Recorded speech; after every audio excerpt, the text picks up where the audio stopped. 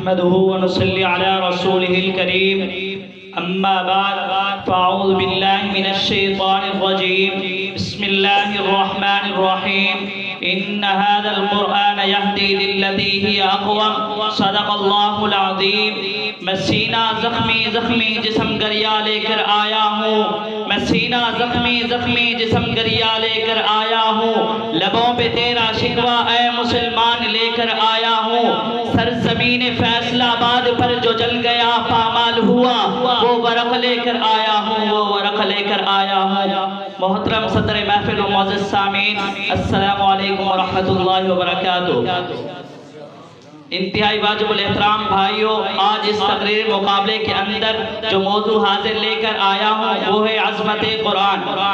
سامعین محترم قرآن کے متعلق امام غزالی رحمۃ اللہ علیہ سے پوچھا گیا آپ نے قرآن کو آسان کیسا پایا تو آپ نے عجیب جواب دیا قرآن آسان بھی ہے اور مشکل بھی آسان اتنا کہ چھوٹے بچے کے اندر اتر جاتا ہے اور مشکل اتنا کہ ائمہ مجتہدین کی زندگیاں ختم ہو گئی مگر قرآن کے مسائل ختم نہیں ہوتے امام صاحب رحمۃ اللہ سے بھی یہی سوال ہوا انہوں نے بھی یہی جواب دیا کہ قرآن آسان بھی ہے اور مشکل بھی آسان اتنا کہ چھوٹے بچے کے سینے میں اتر جاتا ہے اور مشکل اتنا کہ 3,10,000 مسائل استنباط کر چکا ہوں مگر قرآن کے موتی ختم نہیں ہوتے امام محمد رحمۃ اللہ سے سوال کیا گیا انہوں نے کہا کہ اللہ تعالیٰ کی زیارت خواب میں 99 مرتبہ کی جب 100ویں مرتبہ ہوئی تو رب سے سوال کر بیٹھا اللہ دنیا میں سب سے زیادہ پسندیدہ لوگ کون ہے جواب ملا جو لوگ قرآن پڑھتے ہیں کہا اللہ بہت سے لوگ سمجھتے ہیں اور بہت سے لوگ نہیں سمجھتے اللہ رب العزت نے جواب دیا بفہم او بلا فہم اے امام کوئی سمجھ کر پڑھے یا بلا سمجھے پڑھے مجھے دونوں سنتوں میں پسند ہے تبھی تو شاعر نے کہا دشمن نہ ملے گا تمہیں شیطان سے بدتر دشمن نہ ملے گا تمہیں شیطان سے بدتر رہبر نہ ملے گا تمہیں قرآن سے بہتر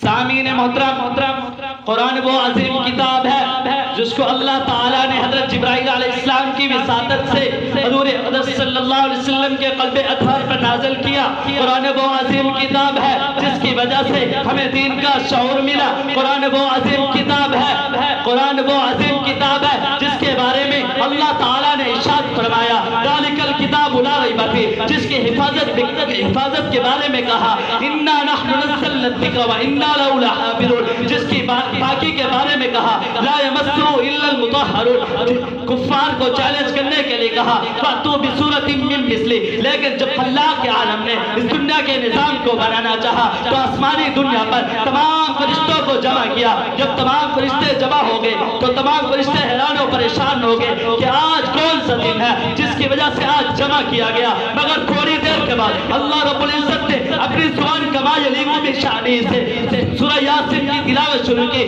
جب تلاوت ختم ہو گئی تمام فرشتوں کی زبانوں سے 3 جملے نکلے گویا سمندر کو گوزے میں بند کر دیا اللہ کتنا مقدس ہوگا وہ نبی جس پر یہ قرآن اترے گا اللہ کتنی مقدس ہوگی وہ امت جس کے حصے میں یہ قرآن جائے گا اللہ کتنے مقدس ہوگے وہ سینے جس میں یہ قرآن محفوظ ہوں گے تبھی تو شہر نے کہا کیوں نہ ہو ممتاز اسلام دنیا بھر کے دینوں میں کیوں نہ ہو ممتاز اسلام دنیا بھر کے دینوں میں وہاں مذہب کتابوں میں یہاں قرآن سینوں میں سامعین محترم اس کی عظمت کے کیا کہنے کہ تحفہ حفاظ میں ایک عجیب واقعہ لکھا ہے کہ دیوبند سے روزانہ ایک شخص بریلی کام پر جاتا تھا وہ کسی دفتر کا ملازم تھا اس کا نام رحمت علی تھا ایک دن صبح دیکھتا کیا ہے کہ ایک جگہ لوگ جمع ہے کہا چلو پتہ کر لیں کیا ہوا دیکھتا کیا ہے ایک شخص کی میت ہے دیکھتا کیا ہے کہ ایک شخص کی میت ہے کہا چلو مسلمان ہے قبر میں شریک ہو جاؤ جب جنازہ پڑھانے کا وقت آیا تو اس کی بیوی آ گئی اس نے کہا اس نے وصیت کی تھی کہ میرا جنازہ صوفی رحمت پڑھائے گا تو لوگوں نے کہا صوفی رحمت تو یہاں آئے ہوئے ہیں جب جنازہ پڑھا دیا قبر کو میت کو قبر میں اتارنے کا وقت آیا تو صوفی رحمتی قبر میں اترے دفنا کر چلے گئے جب دفتر پہنچے تو دفتری کارڈ گم ہو چکا تھا ان کو یقین ہو گیا کہ ان کا کارڈ